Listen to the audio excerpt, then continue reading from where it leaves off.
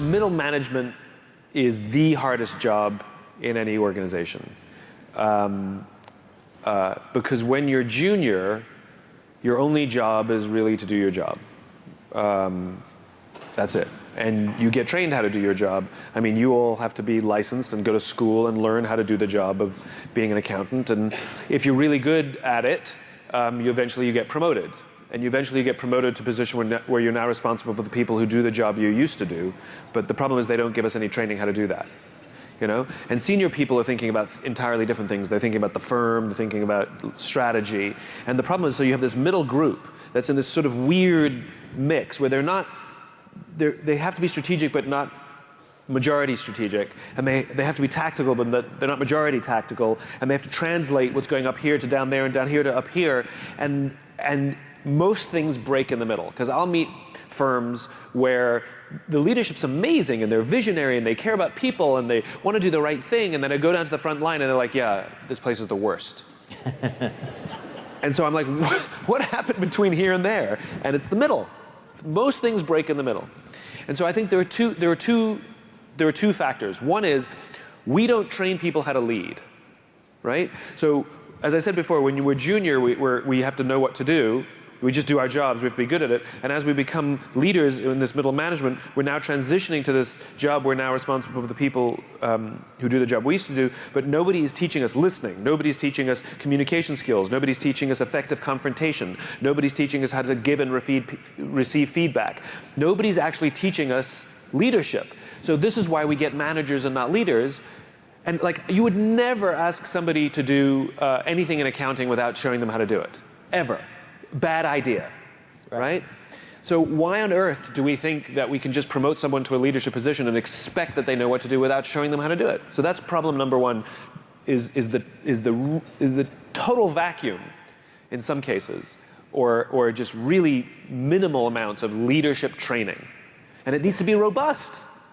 The other problem that I come across very often is I get some really wonderful self-taught leaders in middle management. They're reading books, they're going to conferences themselves, they're watching TED Talks. I mean, they're students of leadership, they have mentors. I mean, they're really making a go of it, and they complain that the senior management, all they care about is the quarterly earnings. And so the problem we have there is they're trying so hard to do the right thing, but management really doesn't care. So that's the opposite, right? And in those cases, I generally recommend that the right thing to do, I mean, quitting is always an option, but that's not necessarily the best option or the first option. But I always recommend to be the leader you wish you had, which is, I get the question, it is one of the, if not the most common question I get, which is, what do I do when I'm trying to do the right thing and my boss or my boss's boss or my boss's boss's boss just don't get it, you know? All they care about is money before people. And the answer is you can't control what you can't control. So worry about the people around you. Worry about the people to the sides of you, a level below you, even a level above you, and you be the leader you wish you had. And what you start to find in those pockets is these magical little diamonds in the rough appear. We worked with a large technology company, and we worked with a group where that's exactly what we did. We developed this whole leadership thing just for this little group in the middle. And yes, they started to do better, and their numbers went better, and the group expanded, and blah, blah, blah, all the things you'd expect to happen. But one thing we didn't expect is that the phone started ringing off the hook from other people in the firm asking, can I get a job in your group? Because when the people who worked in this group would go out for lunch with their friends who worked in other groups, you know, how's work today? Amazing. Different stories, right? Different stories. And all of a sudden, word spread across this 80,000 person company. And this is only a group of 150 people. Word spread across this 80,000 person company that everybody was trying to get into this group just because they wanted to work in it, because you had good leadership. When I was writing Leaders Eat Last, I got to the point where I couldn't do it. It was too difficult. I couldn't organize all the information. It was just too complicated. I couldn't do it, and I'd been trying for months. I probably missed multiple deadlines. And I was sitting at my computer, and I decided that I had to give up. I couldn't do it. And so I got up and went for a walk, and I was literally planning my exit. I was going through the steps. I was going through the checklist of quitting. I knew that I'd have to give my advance back to the publisher, because technically I'm in breach. I knew that I would be humiliated, but I was preparing myself for it, and that I would get over it. I was also rationalizing that it was okay to quit. I told myself there are thousands, 10,000 books published every single year. No one will miss this one book. And I literally went through the steps to prepare myself for what I had to do to quit. I'm not sure why I did this, but I called a friend of mine who at the time was in the Air Force Special Forces, and I don't even think I said hello when he picked up the phone. I simply asked the question, what do you do when you can't complete the mission? And as is his habit, he just started telling me a story. He was a helicopter pilot, and they had a mission in Afghanistan that was a suicide mission. All the intelligence showed that the air defenses were just too great, and none of them were going to come out alive. And it wasn't going to be one of those kill Hitler missions where we're all going to die, but we'll kill Hitler. This is like, we're all going to die, and the mission will also fail. And he was preparing his helicopter for this mission, and his wingman turned to him and said, what do we do? We've got wives, we've got kids. Do we refuse to go? What do we do? And my friend turned to him and he said, this is what we signed up for. We go. He asked me, he said, is this book more or less powerful than Start With Why? I said, the research has impacted me greater. It's more powerful. He says, all right, I'm going to tell you a funny story. Before I met you, I'd become disillusioned with the Air Force and I was going to quit. And I found this kooky little book called Start With Why, and it completely re-inspired me. And I decided to stay, and I'm a better leader now than I was before because of that book. And if you're saying that this book is more powerful than the first one, then we need this book. He said, this is what you signed up for. You have no choice. Clearly his mission was scrapped at the last minute. The underlying message of this is what you signed up for, you have no choice, wasn't a mean message. The underlying message was, and I will be here with you. The underlying message was, no matter what, you can call me at any time. I've got your back. And that's the important part. I turned around, went back to my desk, and finished writing that book. Not that night. I mean, it took me months, but I never thought of quitting ever again. As soon as I knew that someone was there, someone had my back. There's too much debate about what's the difference between vision and mission, right? There's no standardized definitions of these things. Some people have one of them, some people have both of them. Nobody is sure which one goes first. And I'm not willing to step into that debate. I think it's silly. And so I believe in the just cause, which is this affirmative statement of a future state that does not yet exist that I will commit my business to help build, right? You can call it vision if you want, but I like the term just cause because it holds a higher standard. It's a cause so just that I would be willing to sacrifice for it. Sacrifice could mean turning down a client. That's free money. It could, because they don't believe what I believe. Sacrifice could mean spending time away from my family. It could mean taking business trips. It could mean turning down a job somewhere else that could pay me more money because I want to do this. I believe in this. And if any of you have vision statements for your businesses, if you have a just cause, a cause so just that your people would sacrifice for it, I have a test.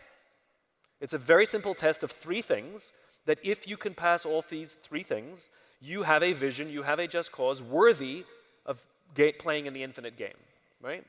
So I'll run through them quickly, then I'll explain them. Your vision, your just cause must be resilient, it must be inclusive, and it must be service-oriented.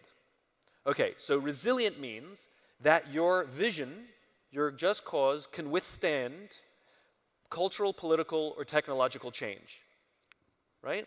Which means when I hear people say, to be the best technology, well, that's not going to sustain through technological change. Think about how many businesses went like this simply because the internet was invented, right? So it has to, your cause has to be written in terms that is durable, that is resilient through technological, political, and and cultural change. That's number one. Number two, it has to be inclusive, which means it's the very words that you choose are an invitation to those who believe what you believe, whether they're internal or external, right? They're an invitation to anyone who wants to contribute to what you believe. So for example, if you talk about to build the best travel website, let's just say, right? That means the only people who would want to volunteer to be a part of it are people who build travel websites, or people who build websites. That means if you're an accountant, if you're somebody in back office, if you're somewhere in the support, you've literally made me feel like a second-class citizen in my own company, right? So it has to be written in terms that anybody, no matter what job they play, feels like they could contribute directly to that cause. So it has to be inclusive. And the third one is my favorite one, is it has to be service-oriented. In all relationships, there's always a benefactor and a contributor and a benefactor.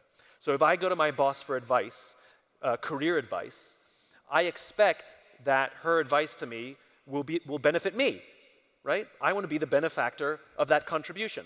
If they're giving me advice, if she only gives me advice that benefits her career, well, that means the primary benefit of her advice was her, not me. So service orientation means that the primary benefit goes to those other than the contributor. So if you're the leader, that means the primary benefit of leadership has to go to those other than the leader themselves. You cannot make decisions to enrich yourself.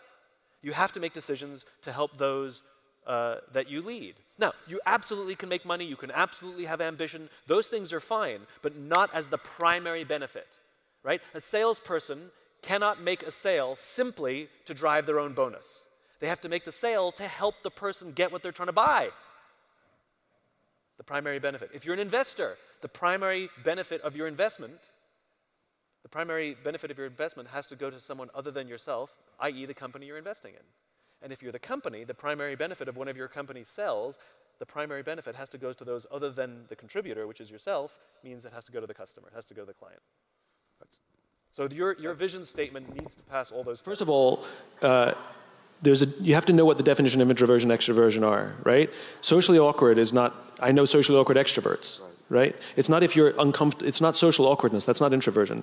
I like, in terms of, it's Susan Cain's definition, it's about energy, which is an introvert loses energy from social interaction, an extrovert gains energy from social interaction. Right. So an introvert wakes up in the morning with 5 coins, every social interaction they spend a coin, at the end they are depleted.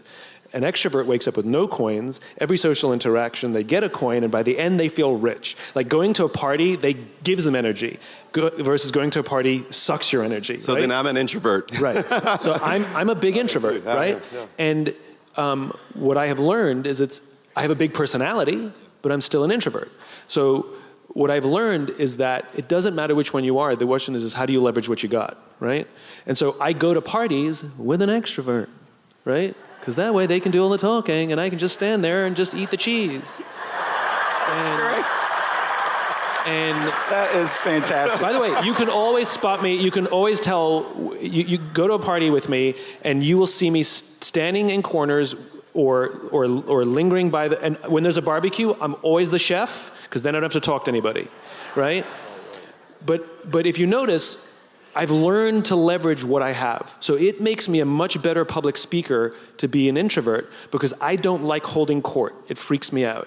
But I like talking to individuals. So you'll notice when I speak, I talk to you, and then I talk to you, and then I talk to you, and I give everybody a whole idea or a whole thought, which actually, what I learned, helps me actually connect with an audience much better. But it's because I'm an introvert.